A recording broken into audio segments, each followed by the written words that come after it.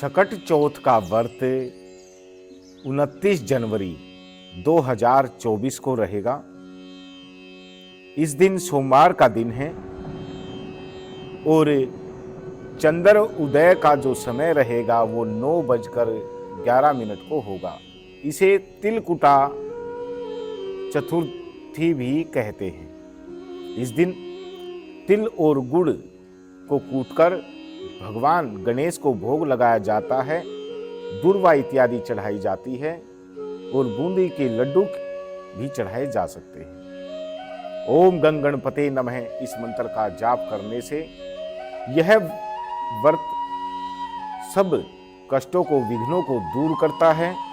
यह व्रत माघ कृष्ण पक्ष चौथ को किया जाता है। इसे गणेश चतुर्थी कहते हैं। इसी दिन विद्या, बुद्धि, वारिधि, गणेश तथा चंद्रमा की पूजा करनी चाहिए।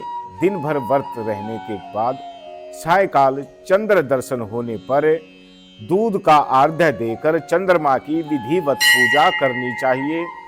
गौरी गणेश की स्थापना कर उनका पूजन तथा वर्ष भर उन्हें घर में रखा जाता है और नवेद सामग्री तिल, ईख और भांटा, अमरूद, गुड़ तथा घी से चंद्रमा गणेश का भोग लगाया जाता है और यह नवेद रात्रि भर दलिया इत्यादि में ढककर यथावत रख दिया जाता है, जिसे पहाड़ करते हैं। पुत्रवती माताएं पुत्र तथा पति के सुख समृद्धि के लिए यह व्रत करती रहती हैं। सबसे बड़ी विशेषता यह है कि उस ढके हुए पहाड़ को पुत्र ही खोलता है तथा भाई बंधुओं में जाता है, जिससे प्रेम भावना स्थायी हो जाती है और प्रेम भावना बढ़ जाती है। अब इस व्रत की कथा क्या है वो भी आप सभी सुन लीजिए बड़े ध्यानपूर्वक। एक बार विपदाग्रस्त देवता लोग भगवान शंकर के पास गए। उस दिन समय भगवान शिव के सन्मुख स्वामी कार्तिकेय तथा गणेश जी विराजमान थे। शिव जी ने दोनों बालकों में से पूछा कि तुम में से कौन ऐसा वीर है जो देवताओं का कष्ट का निवारण करे।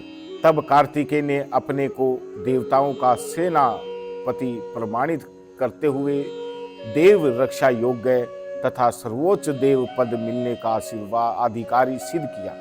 इस बात पर शिव जी ने गणेश की इच्छा जाननी चाहिए। तब गणेश जी ने विनम्र भाव से कहा कि पिताजी, आपकी आज्ञा हो तो मैं बिना सेनापति बने ही सब संकट दूर कर सकता हूं। बड़ा देवता बनावे या न बनावे, इसकी मुझे कोई भी अभिलाषा नहीं है। यह सुन हंसते हुए शिव ने दोनों लड़कों को पृथ्वी की परिक्रमा करने को कहा तथा यह शर्त रखी कि जो सबसे पहले पूरी पृथ्वी परिक्रमा करके आ जाएगा वही वीर तथा सर्वश्रेष्ठ देवता घोषित किया जाएगा।